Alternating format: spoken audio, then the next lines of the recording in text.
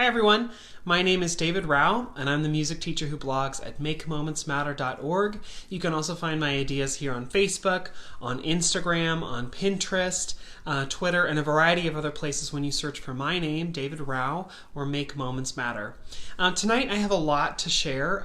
There are a lot of things that I've just been thinking about a lot recently that I knew that I wanted to bring to these videos and share with y'all tonight. So I'm just going to jump right in.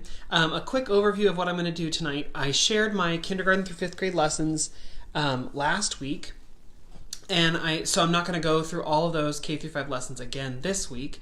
I'll spare you. If you want to go back and watch those or listen to those again, you can go to last week's video and see those again. But in this week, I'm going to spend the first part of the video talking about some ukulele accessories and some things that I've picked up and started using that have been really helpful in my classroom. I'm going to go through puppets and share a lot about puppets, how I use them, why I use them, some different ways you might consider using them, because I know I have shared a lot of photos and a lot of stories about puppets, and a lot of folks have questions like, okay, I got these, but like, now how do I use them? And so I wanted to share some more about that. And I'm going to round out the time tonight with talking about my kindergarten lessons for the week and sort of take you through how and why I do those lessons and where they'll lead in the next lesson cycle. So let me just jump in. So I've got back here 2 of my ukuleles. I have my soprano ukulele and a concert ukulele. And if you don't know the difference, I'll try and show you the difference. A soprano, here's the soprano, is just a little bit smaller, and the concert is just a little bit bigger. They're really not all that different in size. I don't know if they're both tuned correctly. Let's find out. There's the soprano. And there's the concert. So if you're listening, you're going, oh yeah, they sound in the same range. Yes, but the concert's just bigger. And so for me, I like playing the concert when I'm just playing for kids because it fits my hands a little bit better, and it just feels very comfortable. After I play the concert for a while, the soprano feels sort of small. But I like having both around, and I like having both available. I wasn't gonna just talk just about the sizes, but soprano and concert are good to know. There are 2 other sizes, the tenor and the baritone.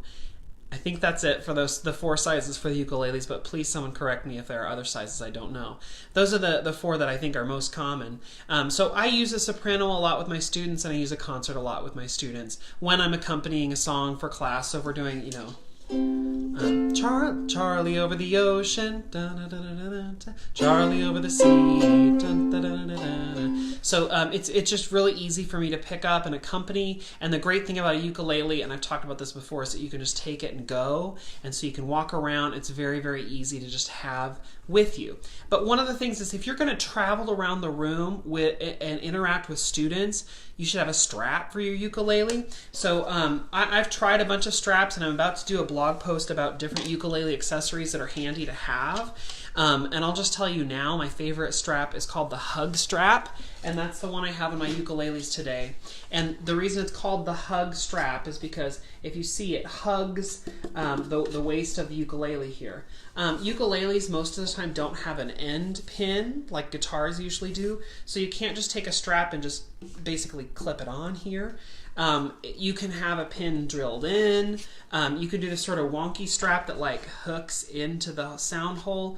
But the Hug Strap for me has been, I think, the best thing I bought for my ukulele, because it means, like, right now I have my soprano on, but it's not in my hands, and if I were to stand up and walk away, it would stay with me, and I wouldn't have to actively have a hand on the ukulele to keep it in place. So I love this strap. I think it's great. If you have others that you like, that's awesome, but this one has worked really well for me. It's not all that expensive, and it comes in a bunch of different sizes and colors and varieties.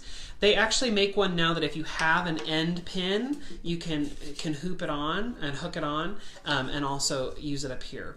I'm seeing people say hello. Hello, Joanna. Hello, Amy. So these two straps, the first one I ever bought is this one that's on my soprano, and it sort of has this fun, colorful, sort of multicultural pattern. I love it. And then I found they have music teacher ones, like this one with the treble clefs on it. Super nerdy and totally need it for your room. So anyway, as always, anything I talk about in these videos, I put links to those videos. So if you're on Facebook and you go to the caption for this video, if you scroll to the bottom, there's a link that says makemomentsmatter.org/video/Musical Monday Recap. And if you go to that page that's linked here on the caption, you can go and see the links for this, the hug strap, and everything else I talk about today. And if you're on Instagram, if you go to my link in profile, it's one of the buttons there available for link in profile. So one of the things you should know about the company, the hug strap, everything is sort of made in the United States by like one person or two people. It's a tiny little company, but really cool. They have their own store, which is thehugstrap.com. They also have an Etsy store. So if you go to one of the stores and you're like, I like this, but I don't see the print that I like, their inventory doesn't automatically update in both places. So they may have like more straps available in their other store, if that makes sense. So like if you go to thehugstrap.com and you're like, I don't love any of these, go to Etsy and see if there are other patterns you like, because they might have something that like is in the Etsy inventory that's not on their like main page inventory, if that makes any sense. Not saying you have to get a hug strap, but I just want you to know if you go and look for hug strap, you should know that about their website, because it's a sort of cool thing and you could maybe find something else you like. One thing that I really love is using a capo. And if you don't know what a capo is, for the ukulele or the guitar, a capo is basically a thing that just moves basically the nut or the top part down, so that like if I'm playing a C, C is the 3rd fret on the bottom, right? But if I wanted to do this song in D, well, a D chord is not as easy to play as a C, because a C is just one finger. And the C, the chord progression for C, F, G, C is easy, but the chord progression for D, A, B, or sorry, D, I can't think tonight, D, G, A, D is not as easy on the ukulele. So one thing you can do to sort of auto-tune, to cheat with your ukulele, you could spend the time to just retune all the tuning pegs, but that takes forever, or you can use this sort of cheat option called a capo that basically just clamps over all 4 strings and basically effectively moves up everything. So now instead of putting your finger in the 3rd fret, you put it in the 4th fret, but that 1st fret is covered up. I'll show you. The capo I have is sort of fun, unusual, and unique, and I was looking for a capo for my ukulele because I knew I wanted this capability, and then I found the coolest one. You can find really sort of like plain Jane, boring, just plastic ones, and they look sort of like a chip clip. They just clip over the top of your ukulele. But I found this cool one that looks like a shark. I love it. So the cool part is the part that clamps over the strings is flat, even though it looks like it has teeth. And the bottom part actually has teeth. So let me just show you how this works. So let me play a C again.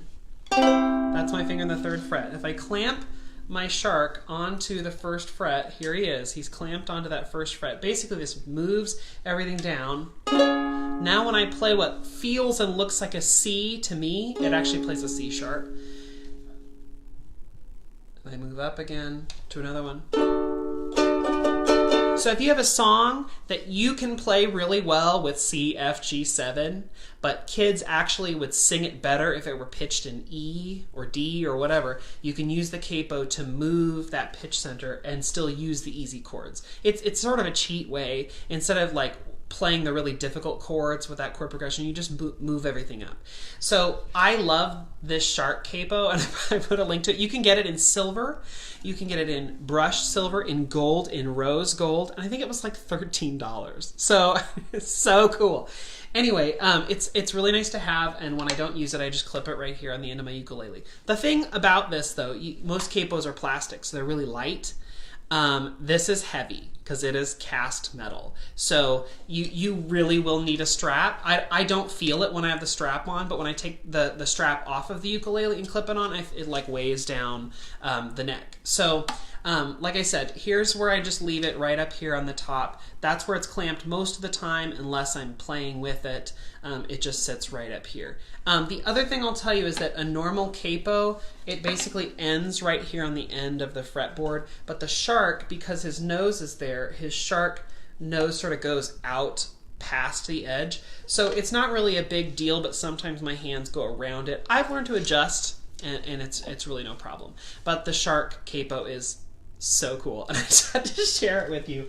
One other thing I wanted to talk about stands, because I used to just like lay my ukulele in different places around the room, and then I got nervous it was going to get kicked over, or I wanted it to be more secure. So I bought a couple different stands because I was like, I'll write a blog post about it and try different things out. And I have several different ukuleles, so why not try different things? The one that I thought I would love the most is this stand, and I think it is so pretty, and I like it a lot. And what it does, it just sits on the ground like this, and then when you're ready to put your ukulele away, your ukulele fits right in there. And it is actually pretty stable, because on the back here, I'll show you, the back goes quite a ways up the ukulele, so that's nice. And it does sit pretty stable on a flat surface like that. So I really do like it, but it is not as stable as what I'm gonna show you. So it's nice, I like it, I'll probably use it at home, but in the classroom it's just not as effective. Especially when you have like a tile floor or something, it slides around just a little bit. So not as nice, but if, you know, it's really, really pretty. So I like it, and it was only like, I think it was like maybe $12 or something. It was not all that expensive, and it comes apart into 2 pieces and packs flat. So if you need to travel, it travels pretty well, and then just goes right back together. Voila. Okay, the one that I like better though is this folding travel stand. I think it's ugly. I don't like the look of it. So I immediately ordered it online on Amazon. I was like, I'm gonna hate this. Actually, I like it a lot.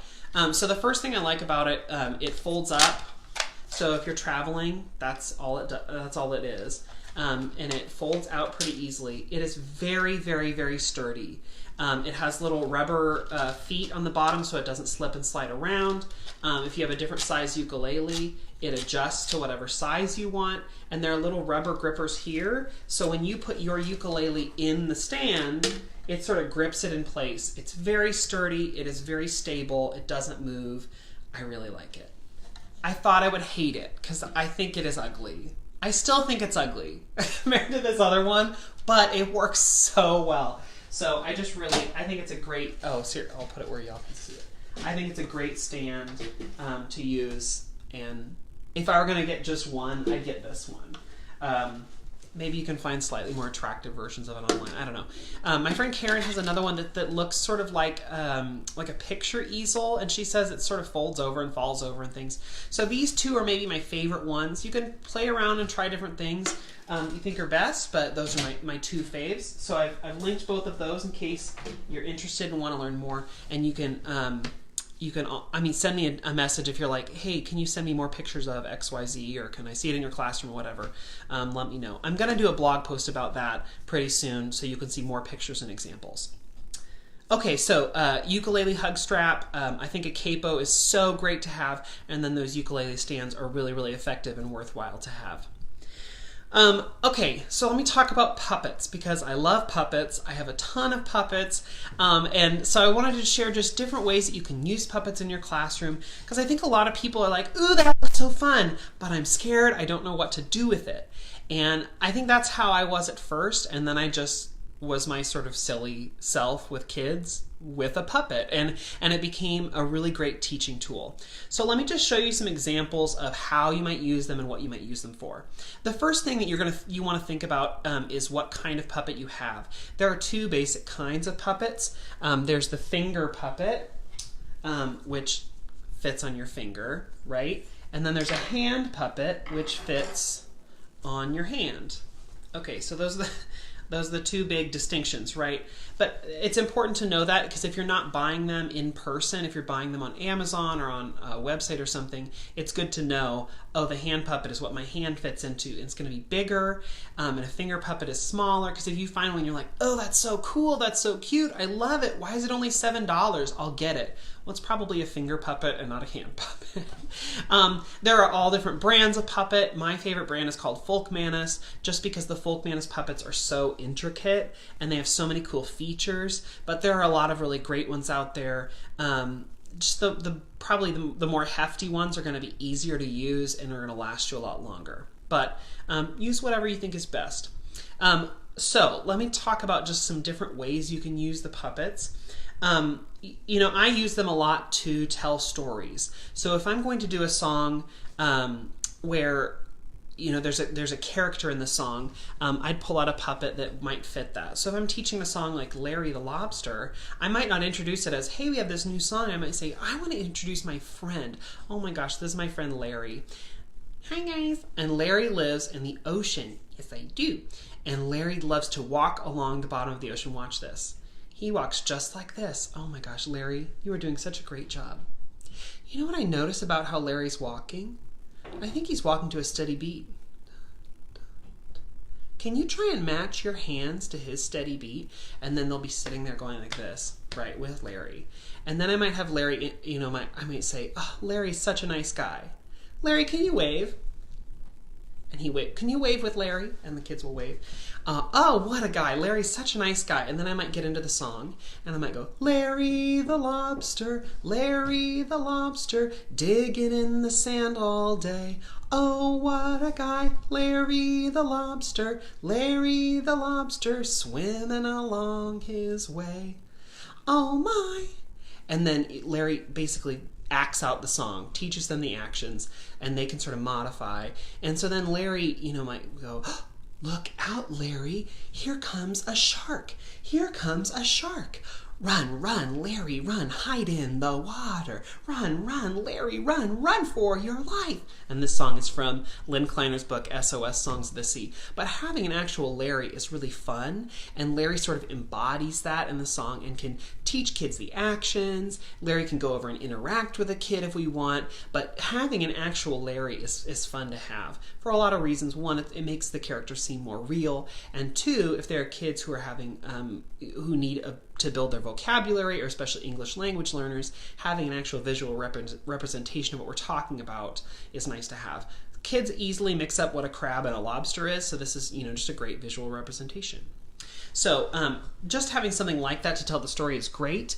I also just love having a physical representation if we're doing any song or poem. So if we're doing bee, bumblebee, stung a man upon his knee, stung a pig upon his snout, I say you are out. Bzz, bzz, bzz, bzz. Whatever. Having the bee there, this bee is not threatening. This bee is not scary, but it's fun to have the bee in the story, the actual bee that's in the story. And, the bee could then say, sorry, you're out. And so then if a kid gets out, then they're not as sad because they still get to interact with this character. There's something about puppets and them being there and the character of them that kids love. So I especially love this bee for bee, bumblebee, because some kids are like, I'm scared of them, or, what's the bee gonna do, or whatever. And so if I'm walking around and doing that poem with kids, having the actual bee is nice to have. One thing about this puppet, this is a Folkmanis bee puppet, and it is made for small hands. So it's hard for me to get my hand in, but kids can get their hand in really easily if you want them to. One of the other fun things about this puppet is he is or she. It's a worker bee, a drone. He's made to go either on your right hand or your left hand. You can see because there's an extra thumb hole here, so that you could put it on either hand and it would still work. But also he has 6 legs, so that's sort of cool. But it's nice to just have that character there as that physical representation.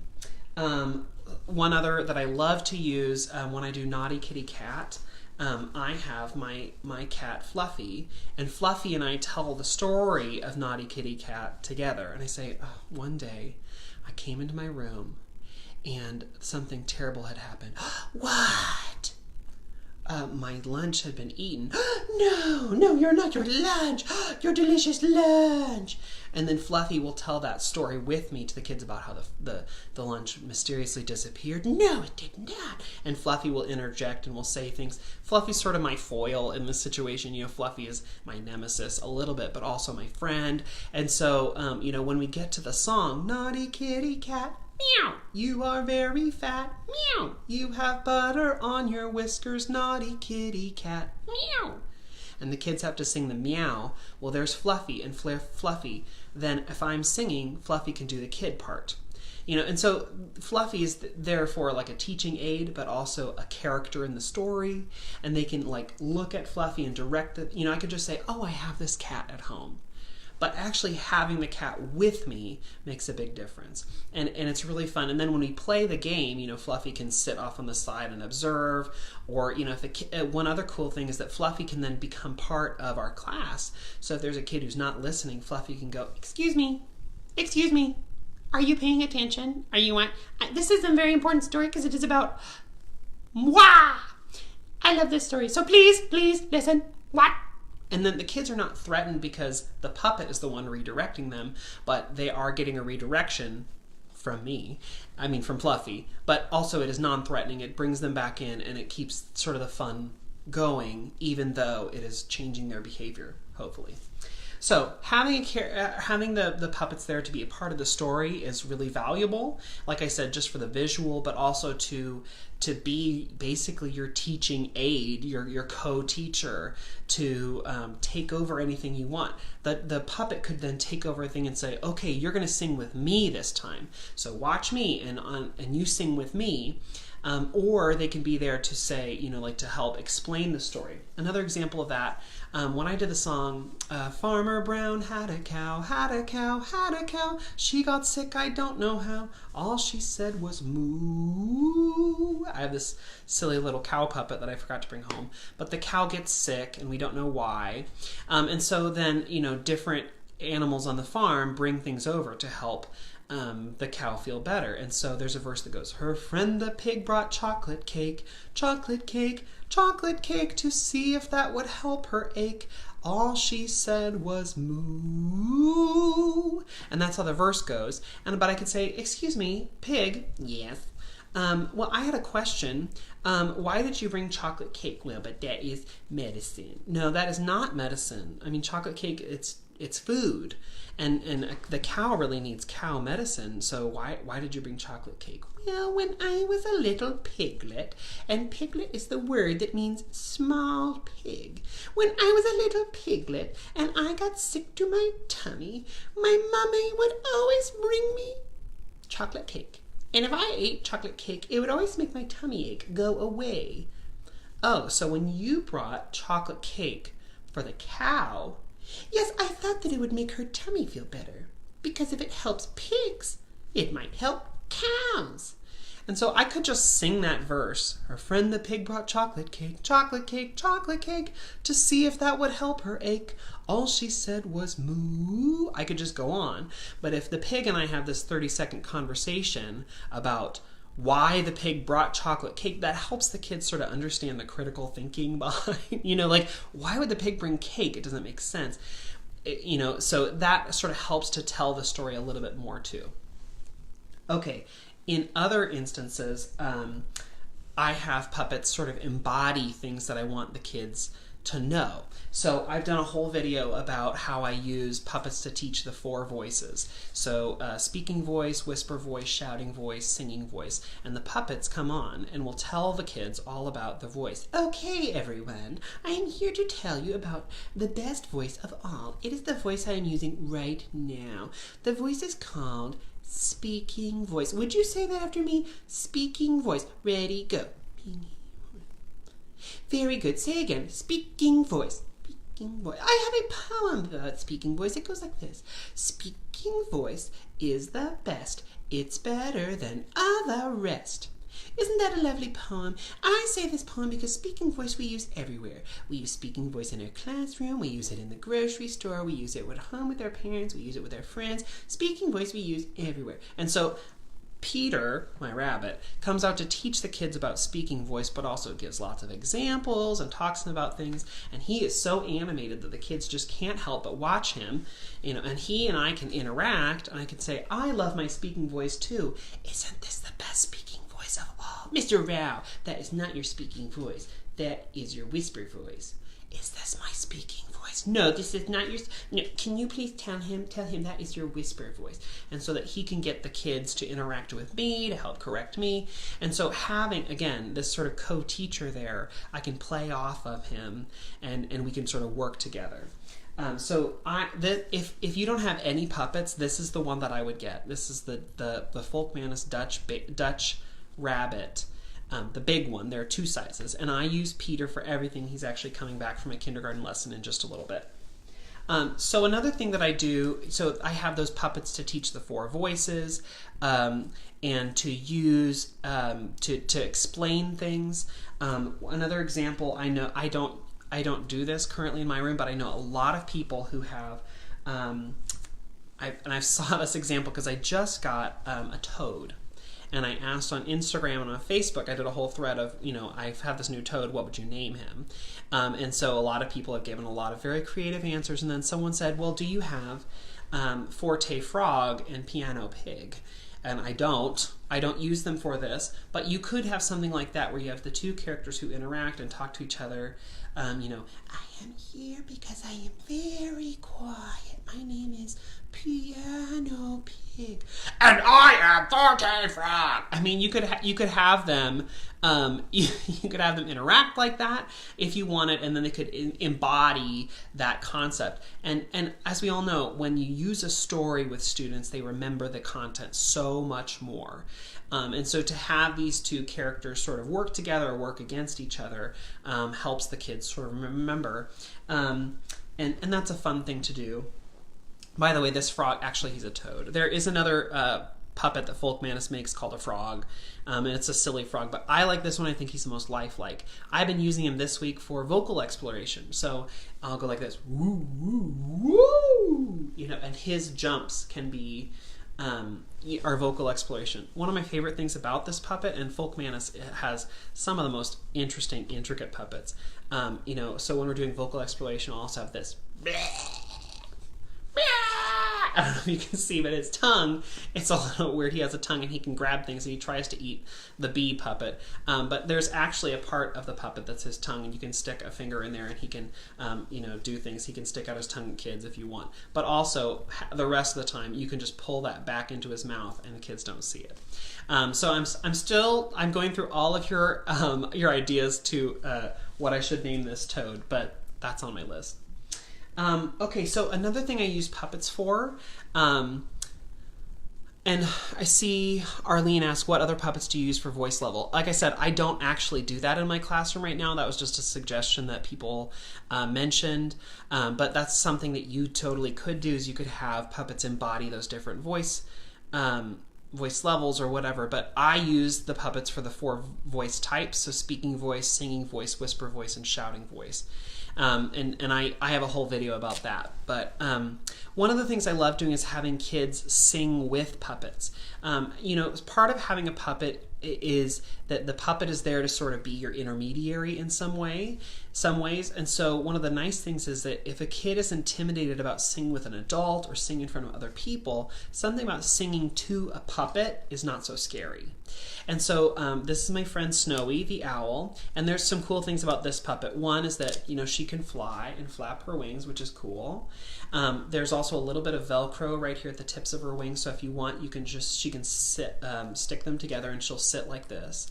Also inside, there's a little toggle so that you can move her head just like an owl moves. So if you're talking to Snowy, yes, she can turn and look at you. Oh, yes, I can. I'm very good at that. Oh, also, I'm used for vocal exploration because I go, woo, woo, woo, woo, and she flies around and does that. But Snowy the owl is there to sort of stand in for a lot of things. But one of the things that she'll do at the beginning of year with kindergarten and first grade, she sings a little song that goes, who are you? And the kid gets to go, my name's David. Or if they're, beginning of the year, they would say like, my name's David. Ooh, wonderful. Your name's David. And if they sing back, she might say, ooh, wonderful. Big high five. And the kids get a high five, or, they can give her a hug. And so Snowy can be there to sort of encourage them. She's fluffy. She's fun. Maybe you don't want to get an owl because you think that would be I don't know, some kids are scared of owls. There are so many different options you can do for that. I just like her because she has a really big wingspan, and she's fluffy and fun, and she can be used for vocal exploration too. But Snowy's a great option for that. One other thing that I learned this from Lynn Kleiner several years ago. She also loves puppets, is that kids, if they get their own puppet, can use them to sing with or sing to. And so I went out after her workshop and I bought a bunch of these ugly little dodo bird sort of puppets. I think I got them on Oriental Trading for like, I don't know, a dozen for like $8 or something.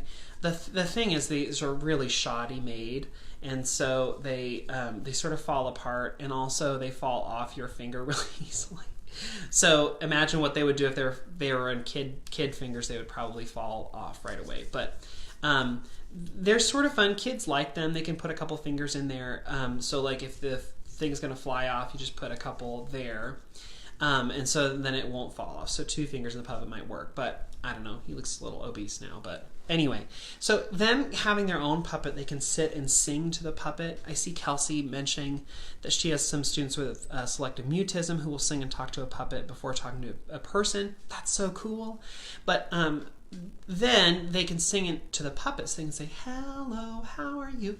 I'm fine, how are you? Even if the puppet is being silly, if they are being serious and doing what they're supposed to do with the puppet, that's great. I think that's a win. One of the things Lynn was talking about in her workshop several years ago, Lynn Kleiner, is if you use these puppets and the kid is being crazy and just being silly, you can go, excuse me, green bird, you are supposed to be helping David, and all you're doing is being upset. You're upsetting me because you're just being completely crazy and not helping David at all. So if the kid is being silly with the puppet and you reprimand the puppet instead of reprimanding the kid, you continue to keep that good relationship with the kid. You basically show them, like, knock it off, but also you blame the puppet instead of blaming the kid. And then if it happens again, you go, Green bird, I'm so sorry. You're going to have to come and sit with me. I just don't want you to be bothering David because he knows he's supposed to be singing instead of being silly with you. So you're going to have to come and sit with me for 1 minute, and if you can be good, you can go back and play with David again. So if you're reprimanding the puppet, that's sort of a fun workaround for classroom management, but also gets the kids motivated to have the puppets.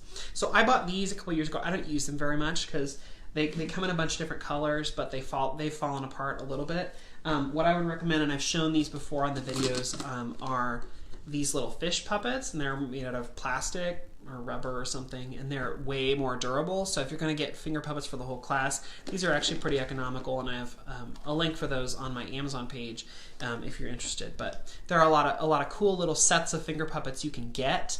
I know on Amazon I've seen where it's like, get 12 all different barnyard animals. Well, if I was going to get something I was going to hand out to all the kids, I'd get something more like this, where it's like different colors of the same animal so they don't fight over them.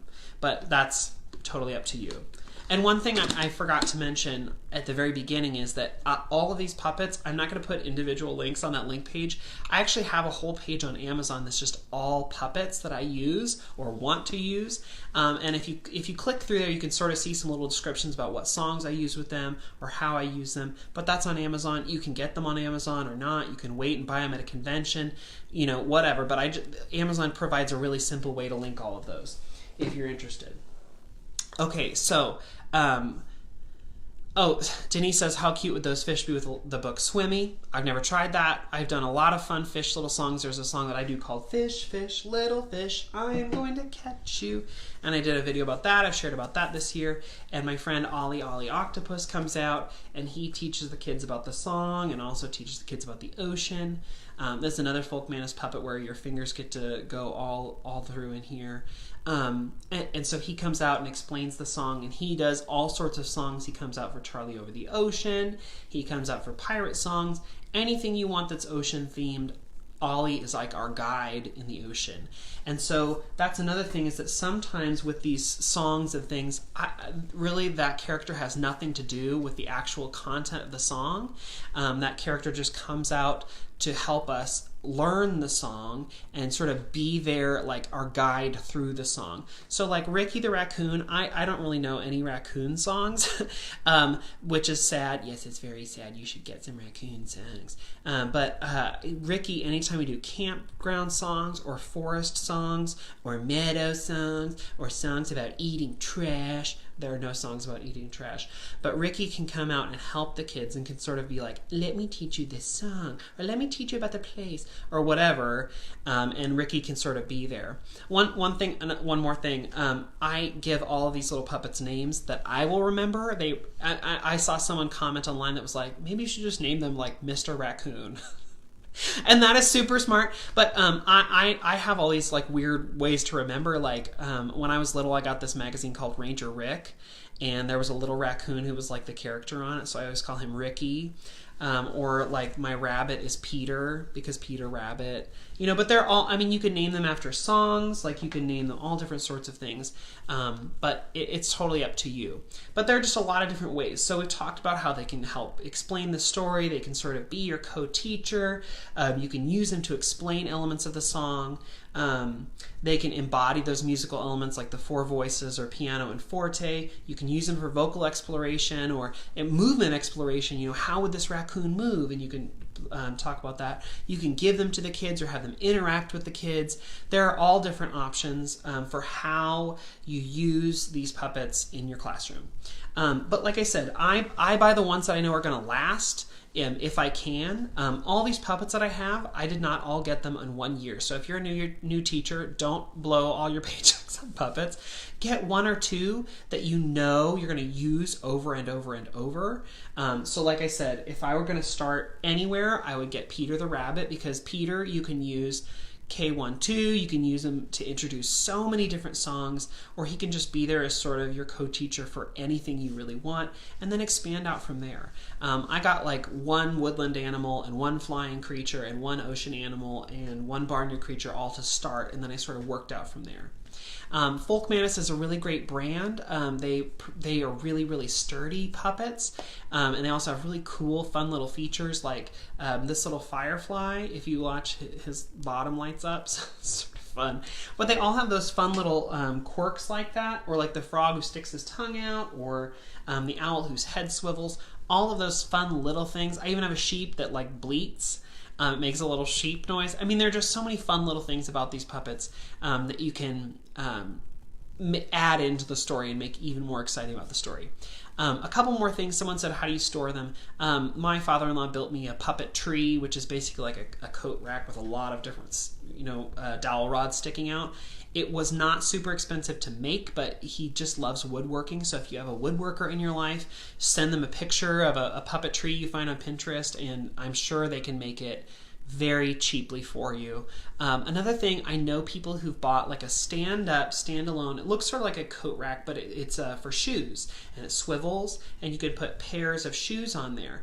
But these puppets, for the most part, the hole will fit onto that shoe spot, so they'll stay up there and live on your shoe rack, basically, that can swivel and use that in your classroom. Before I had my puppetry, I put them on old CD spools. So the black middle part of a CD spool that you usually just recycle, I just kept that and put the puppets on there, and it would provide a really stable base.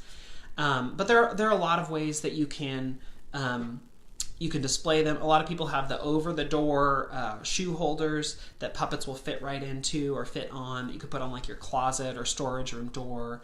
Lots of fun little options. And I shared this last week, but if you have finger puppets, a lot of them will fit onto a mallet, and that keeps them stable in there. And then you can, just hand the puppet to a kid, and the kid will take the mallet and go with it. And then those can just fit in a jar or whatever. I shared a lot of puppets, a lot about puppets today. If you have questions, please keep asking, and I'll try and circle back and answer them. I see just a couple more.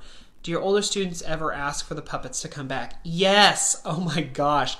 And they're like, we want to see Shelly the crab. Why doesn't Shelly come talk to us anymore? I'm like, do you really want to see Shelly? And they're like, maybe. Yes, they do. Kids are kids.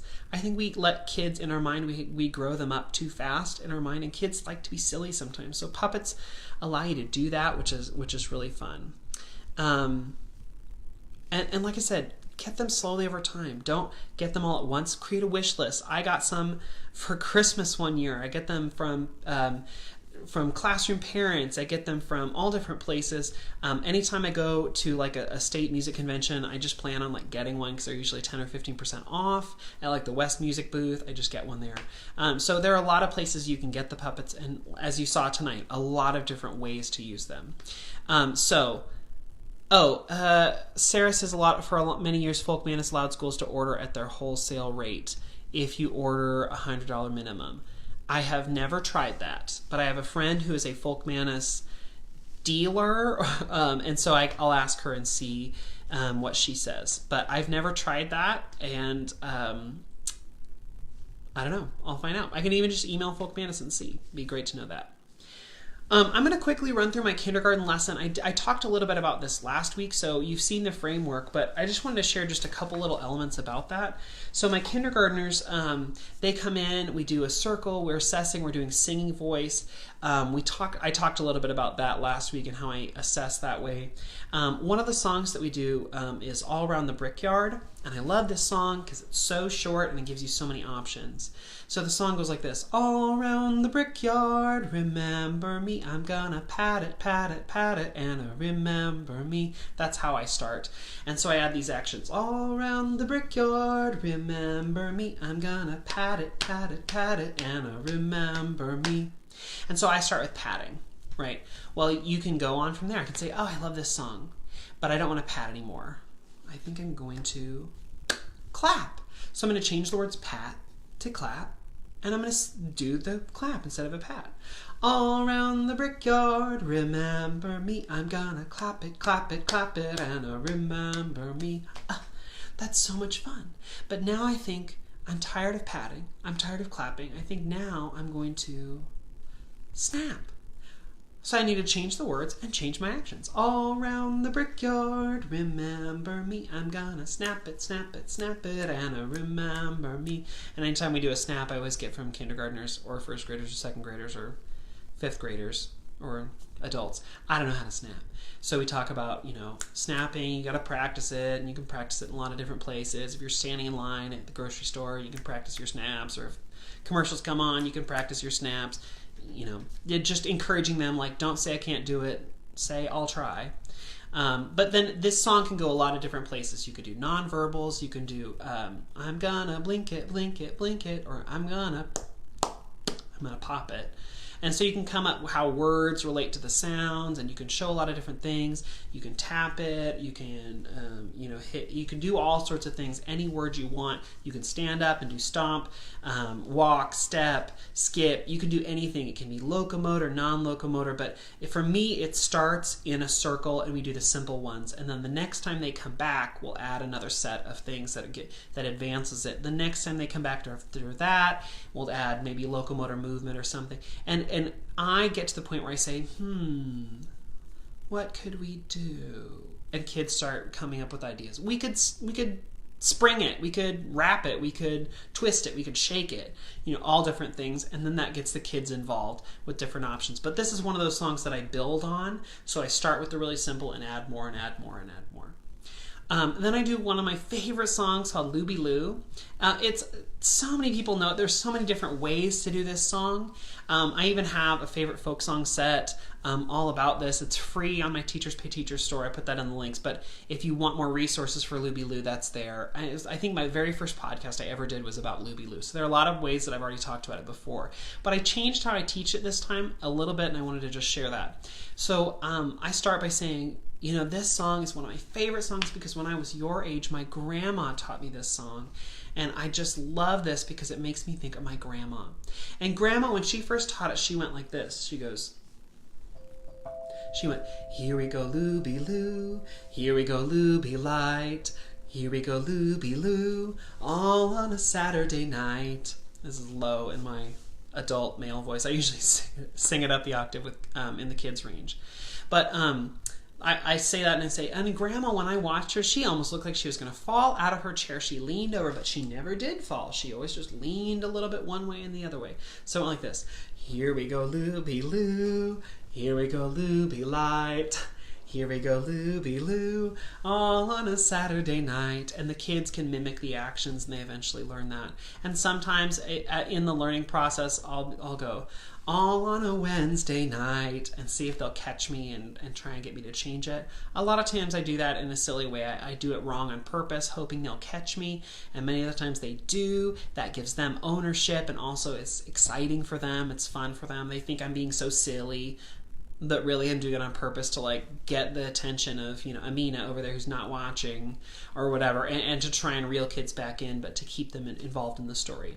The next part of the song I taught this way this year. I said, my grandma always said, pretend there's a big bowl of water in front of you, and you put your hand in. I took out right, left because kids, you can't do that. I don't want to fight that battle in kindergarten. You put your hand in. You take your hand out, and since you just put your hand in a bowl of water, what is your hand? And they go, it's wet. I'm like, yeah. So you give your hand a shake, shake, shake, and turn yourself about. And they go, oh wow. So we do that again. You put your hand in, you take your hand out, you give your hand a shake, shake, shake, and turn yourself about. And I always say, you know what? I always stop my grandma and I said, Grandma, you said that wrong. I did not. Grandma, you said something weird. I did not. I meant exactly what I said. So, okay, well, Grandma, can you sing it again? So we sing it again. And then I say to the kids, can you tell what I asked my grandma about? Can you guess what I asked my grandma about? And they go, turn about. I said, yeah. Grandma, you said turn about. You mean turn around. I do not. I mean what I said. But Grandma, turn about doesn't make sense. Because this is what the kids are thinking, right? They're thinking this. They're like, what's turn about? Why would you say that? It's turn around. And so I basically play out that what's happening in their head, I play it out as if I also had this question. And then Grandma gets to say, well, turn about is another way to say turn around. And in the song, you put your hand in, you take your hand out, you give your hand a shake, and turn yourself about. Because if you said hand in, hand out, give it a shake, turn around, that doesn't rhyme. So we say turn about. So Grandma can be a character in that story. But I used to always just teach this in a circle, and so this time we sort of spread out through the room in our own personal spaces, and we can still, and then I was like, oh man, I accidentally was like, I was going to teach in a circle, and one day I was like, okay, we find our space. So I did the Find Our Space song, and we all did it, and then I was like, crap, I need them to be in a circle to go in and out. So I just was like, there's a bowl of water in front of you. Put your hand in it. And so that became the in and the out. So in the next lesson, we'll be able to do this again in a circle, and then that will be the in and the out. But the progression going from their own personal in to their own personal out, to their own personal shake, it makes sense for why they're shaking off the water, but also it makes the in and out easy. So that was fun. We got to try that with kids. After that, I move on to this lesson that I've already shared an entire video about, but I just did a little bit different this year, so I thought I would share. Last year I did a whole video about Jack Be Nimble, Jack Be Quick, but I just wanted to show you just a quick run through of how I do it this year. So we've already done Jack and Jill Went Up the Hill with instrument exploration and mallets. So here comes Jack the Mallet again. And I do, this is my friend Jack, and Jack was such a good jumper. He was so quick, he'd go jump, jump, jump, jump, jump. And he was such a quick jumper. Can you say Jack be quick? And they go, Jack be quick, because quick means fast. Say Jack be quick, Jack be quick. Yes, he was quick. He was fast. And one other thing, he could jump around up and down and up and down and over and around, and he never fell over. Sometimes we say that you're nimble if you can fall and bounce around on things and not fall over, and always do it quick and light. So can you say Jack be nimble? And they say, Jack be nimble. Oh, good. How about this? Jack be nimble, Jack be quick. Jack be nimble, Jack be quick. Oh, wonderful. And you know, one day we were out on the playground with Jack, and Jack said, watch this. And he went, run, run, run, run, run, run, woo! And he jumped over a stick, and we went, wow, Jack, that was great. And he said, yeah, watch this. And he went, run, run, run, run, run, woo! And he jumped over a football. And we went, wow, Jack, that was so cool. And then he said, oh, really? Watch this. Run, run, run, run, woo! And he jumped over an entire bush. Oh my gosh, we were really worried then because he was jumping. That was a high high to jump. And we thought, well, Jack, be careful because you don't want to trip on that bush. And he said, don't worry, watch this. And he said, look over there. And we looked, and there was a bench. And we said, oh, Jack, no, don't jump over the bench. You'll trip, you'll fall, you'll hurt yourself. And he said, no, watch. Run, run, run, run, run. Woo! And he jumps higher and, another vocal glide every time. And he did just fine. Oh, my gosh, Jack, that was so great, but be careful. And he said, watch this. And he pointed, and there was a teacher who was reaching down to tie the shoe of a kindergartner who needed their shoe tied. And she was bent over tying the shoe, and Jack said, watch this. And the kids are going, oh no. And he went, run, run, run, run, run. Woo! And he did not hit the teacher. He did not fall over. She didn't even see him, and he didn't get in trouble. And we went, Jack, that was crazy. Why did you do that? You're going to get hurt. And he said, watch this. And there, across the playground somehow was a candle. And it was not a jar candle. It was a candle that looked like sort of a stick, and it was up there, and it was lit. And he said, watch this. What might happen if you were to jump over a candle? And the kids, we go through, you could burn yourself, you could start a fire, blah, blah, blah. And he goes, run, run, run, run, woo, ow! When he tried to jump over the candle, the candle flame went up and burned his little baby toe, his pinky toe. We wrote a little poem about it. It goes like this. Jack be nimble, Jack be quick. Jack jumped over the candlestick. Jack jumped high, Jack jumped low. Jack jumped over and burned his toe. Ow! And so then Jack does that. And then I say, I'm going to change something. Watch this. Jack be nimble, Jack be quick. Jack jumped over the candlestick. Jack jumped high, Jack jumped low. Jack jumped over and burned his toe. Ow! That even sounds like it hurts, doesn't it? It's so hard. Shouldn't hit that hard on the glockenspiel, should I?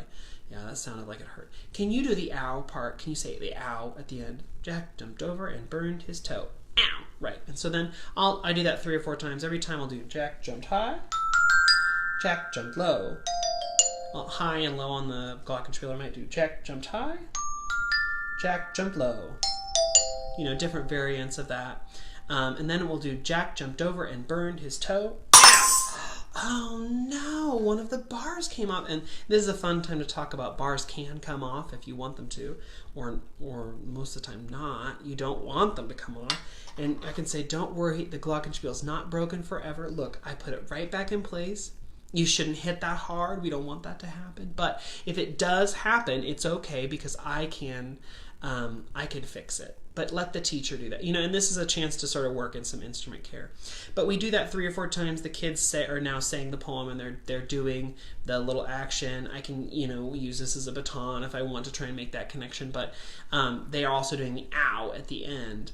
And we could transfer over and they could play it, but I like just using the example because in the next lesson, Jack is going to turn from a mallet into rhythm sticks, and we're going to get to play steady beat. Jack be nimble, Jack be quick. Jack jumped over the candlestick. Jack jumped high, Jack jumped low.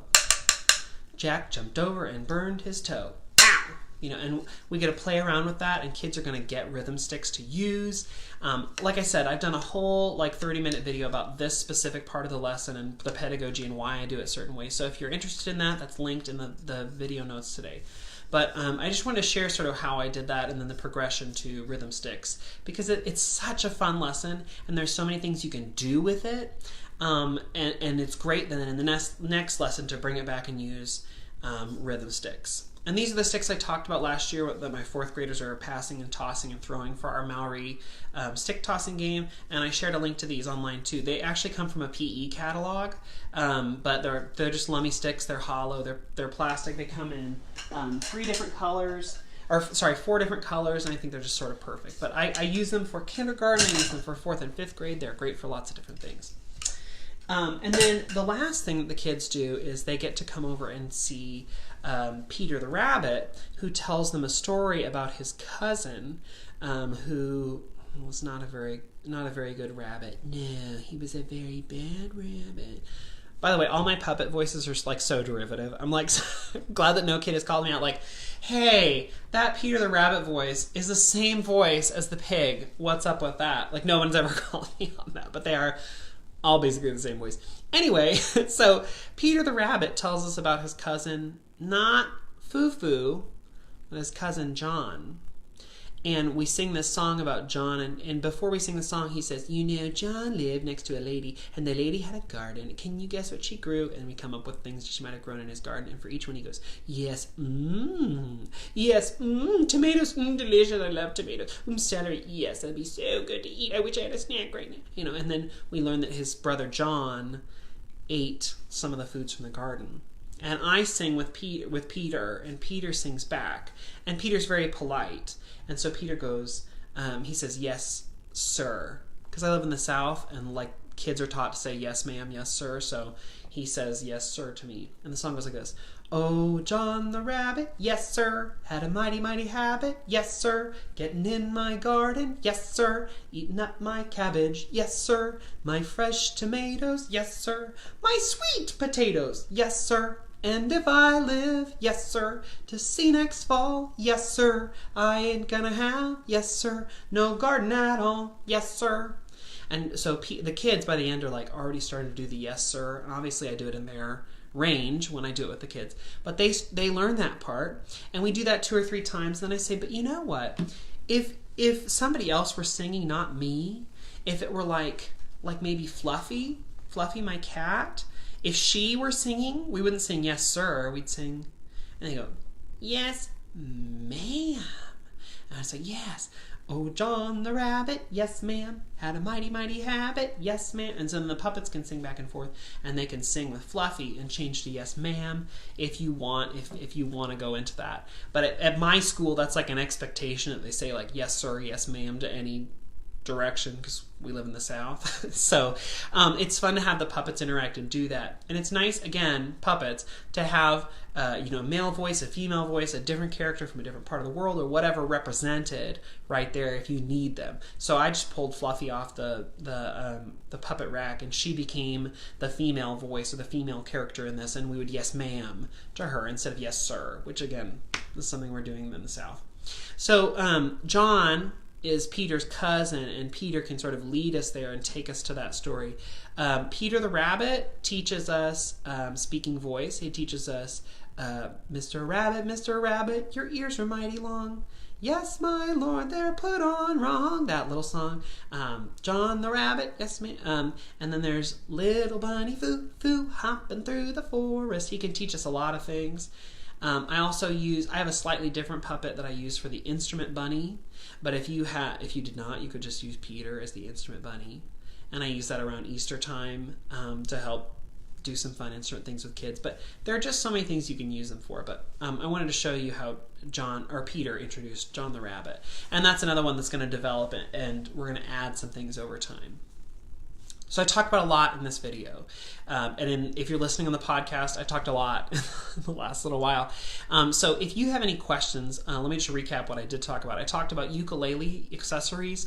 I showed you the capo that I use. I showed you the straps that I use, and also the stands. I'm planning on blogging about those, but it's really busy, so it might be a while until the blog goes up. So if you have questions about those specific things, or if you want to see them for yourself, shoot me a message, or you can go to that Amazon link, and that's linked in the caption. You can find all those accessories linked there if you want to look at them again and see them. They're pretty cool, especially a capo that looks like a shark. Not only is it cool and versatile for your classroom, but it looks like a shark. It's so cool.